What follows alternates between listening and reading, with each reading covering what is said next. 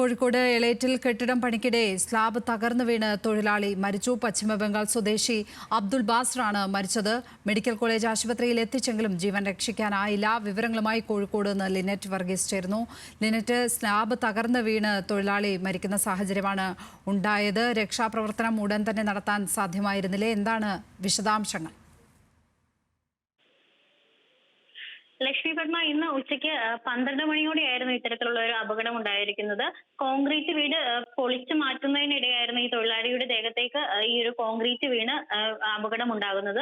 അതേ തുടർന്ന് ഒപ്പമുണ്ടായിരുന്ന തൊഴിലാളികളും നാട്ടുകാരും ഉടൻ തന്നെ രക്ഷാപ്രവർത്തനത്തിന് നേതൃത്വം നൽകിയിരുന്നു. എത്രയും പെട്ടെന്ന് അദ്ദേഹത്തെ ആംബുലൻസിൽ ഈ ഒരു മെഡിക്കൽ കോളേജ് ആശുപത്രിയിലേക്ക് എത്തിച്ചിരുന്നു. എന്നിരുന്നാലും അദ്ദേഹത്തിന്റെ ജീവൻ രക്ഷിക്കാൻ സാധിച്ചില്ല. പശ്ചിമ ബംഗാൾ സ്വദേശിയായ അബ്ദുൾ ബാസറാണ് ഈ ഒരു അപകടത്തിൽ മരിച്ചിരിക്കുന്നത്. ലക്ഷ്മി പത്മ. കോഴിക്കോട് നിന്ന് ലിനറ്റ് വർഗീസ് ആണ് വിവരങ്ങൾ പങ്കുവച്ചത്.